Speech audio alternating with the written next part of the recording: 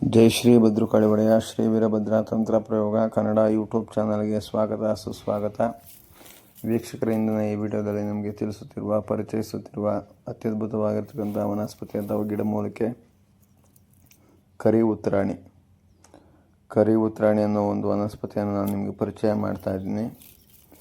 ಇದನ್ನು ಕೆಲವೊಂದು ಆಯುರ್ವೇದಿಕ್ ಪದ್ಧತಿಗಳಲ್ಲಿ ಬಳಸ್ತಕ್ಕಂಥ ವಿಧಿವಿಧಾನಗಳು ಇರ್ತದೆ. ಮತ್ತು ಇದು ಬೆಟ್ಟ ಗುಡ್ಡಗಳಲ್ಲಿ ಕಾಡು ಪ್ರದೇಶಗಳಲ್ಲಿ ಜಂಗಲ ಪ್ರದೇಶಗಳಲ್ಲಿ ಬೆಳೀತಕ್ಕಂಥ ಒಂದು ವನಸ್ಪತಿ ಆಯಿತಾ. ಒಂದು ಅಂಟು ಮಣ್ಣಿರೋಂಥ ಜಾಗದಲ್ಲಿ ಬೆಳೀತಕ್ಕಂಥ ಒಂದು ವನಸ್ಪತಿ ಇದೇನೇ ಕರೆ ಉತ್ತರಾಣಿ ಅಥವಾ ನೀಲಿ ಉತ್ತರಾಣಿ ಅಂತ ಅಂದ್ಬಿಟ್ಟು ಇದನ್ನು ಕರೀತಕ್ಕಂಥದ್ದು ಆಯಿತಾ.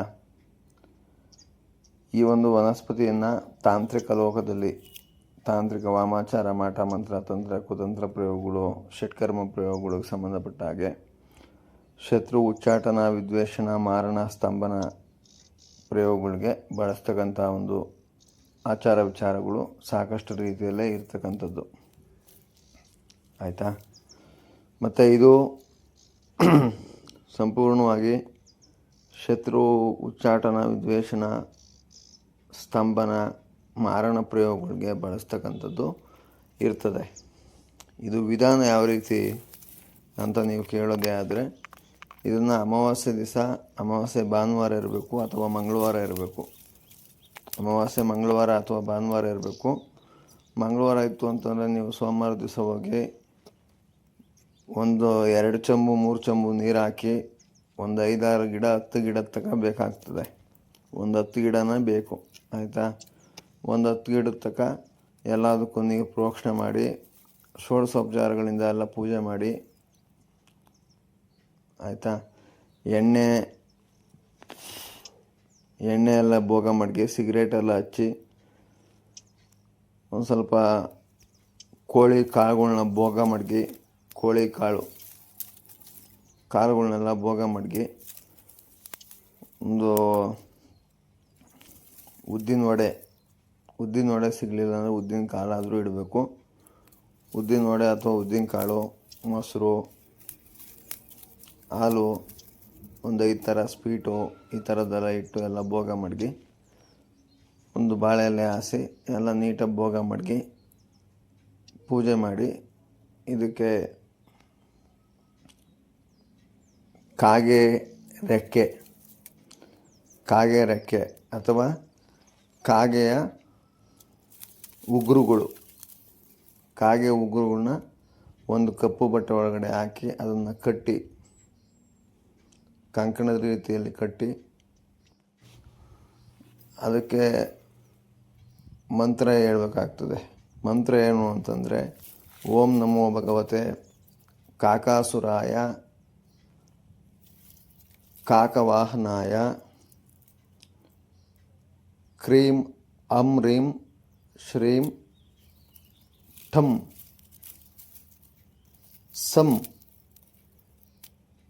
ಮಹಾಶತ್ರು ವಿಧ್ವಂಸಕಾಯ ವಿದ್ವೇಷನಾಯ ಉಚ್ಚಾಟನಾಯ ಪಟ್ ಸ್ವಾಹ ಅನ್ನೋ ಮಂತ್ರದಿಂದ ಅಭಿಮಂತ್ರಿಸಿ ಇದು ಕಾಕಾಸುರ ತಂತ್ರ ಪ್ರಯೋಗ ಇದು ಆಯಿತಾ. ಇದನ್ನು ಮಾಡಿ ಆ ಒಂದು ಗಿಡದ ಬೇರನ್ನು ಇವಾಗ ನೀವು ಸೋಮವಾರ ಮಾಡಿರ್ತೀರ, ಮಂಗಳವಾರ ಅಮಾವಾಸ್ಯೆ ಇರ್ತದೆ, ಮಂಗಳವಾರ ದಿವಸ ನೀವು ಹೋಗಿ ಬೇರು ಸಮೇತ ಕಿತ್ಕೊಂಡು ತಾಂಬರ್ಬೇಕು. ಎಷ್ಟು ಒಂದು 15-20 ಗಿಡ ಒಂದು 10 ಗಿಡದ ತನಕ ಕಿತ್ಕೊಂಡು ತಗೊಂಬಂದು ಅದನ್ನು ನೆಲಕ್ಕೆ ಮುಟ್ಟಿಸ್ದಂಗೆ ಹೆಣ್ಮಕ್ಳು ನೆಲ ಬೀಳ್ದಂಗೆ ಎಲ್ಲನ ನೀಟಾಗಿ ಒಣಗಿಸ್ಬೇಕು. ಒಣಗಿಸಿ ಅದನ್ನು ನೀವು ಸಂಪೂರ್ಣವಾಗಿ ರುದ್ರಭೂಮಿಗೆ ತಗೊಂಡೋಗಿ ಯಾವುದಾದ್ರೂ ಸತ್ತೋಗಿರೋಂಥ ಒಂದು ಕಾಗೆ ಈ ಕರೆಂಟ್ ಶಾಕಿಂದ ಆಮೇಲೆ ರೋಡ್ಗಳಲ್ಲಿ ಅಲ್ಲಿ ಇಲ್ಲಿ ಎಲ್ಲ ಸತ್ತು ಬಿದ್ದೋಗಿರ್ತಾವಲ್ಲ, ನೀವು ಸಾಯಿಸ್ಬಾರ್ದು. ಪ್ರಕೃತಿಗೆ ವಿರುದ್ಧವಾಗಿರೋಂಥ ಕೆಲಸ ಮಾಂತ್ರಿಕ ಆಗಿರ್ಬೋದು ತಾಂತ್ರಿಕರಾಗಿರ್ಬೋದು ಯಾರು ಮಾಡಬಾರ್ದು ಆಯಿತಾ. ನೀವು ಪ್ರಕೃತಿಗೆ ವಿರುದ್ಧವಾಗಿ ನೀವೇನೋ ಮಾಡೋಕ್ಕೆ ಹೋದ್ವಿ ಅಂತಂದರೆ ನಿಮಗೆ ಎಡವಟ್ಟಾಗೋದು ಆಯಿತಾ. ದೊಡ್ಡ ಮಟ್ಟದಲ್ಲಿ ಹಿಂಸೆಗಳನ್ನ ಅನುಭವಿಸ್ಬೇಕಾಗ್ತದೆ, ದೊಡ್ಡ ಮಟ್ಟದಲ್ಲಿ ಸಮಸ್ಯೆಗಳನ್ನ ಅನುಭವಿಸ್ಬೇಕಾಗ್ತದೆ. ಹಂಗಿರೋದ್ರಿಂದ ಅದನ್ನೆಲ್ಲ ಗಮನದಲ್ಲಿಟ್ಕೊಂಡು ಯಾವುದಾದ್ರೂ ಒಂದು ಸತ್ತೋಗಿರೋಂಥ ಒಂದು ಕಾಗೆ ತಗೊಂಬಂದು ಆ ಕಾಗೆನ ಈ ಒಂದು ಚಟ್ಟವನ್ನು ಕಟ್ಟಬೇಕು. ಚಟ್ಟ ಅಂತಂದರೆ ನೀವು ಚಿದಾಗಾರದಲ್ಲಿ ಸೌದೆಗಳೆಲ್ಲ ಇಟ್ಬಿಟ್ಟು ಎಣ ಮಣಗಿಸ್ತಾರಲ್ಲ, ಆ ರೀತಿ ಕ್ಲೀನಾಗಿ ಈ ನೀಲಿ ಉತ್ರಾಣಿ ಅಂದರೆ ಕಪ್ಪು ಉತ್ರಾಣಿ ಗಿಡನ ತಗೊಂಡೋಗಿ ಸ್ಮಶಾನದಲ್ಲಿ ಮಲಗಿಸಿ ಅದನ್ನು ಸಂಪೂರ್ಣವಾಗಿ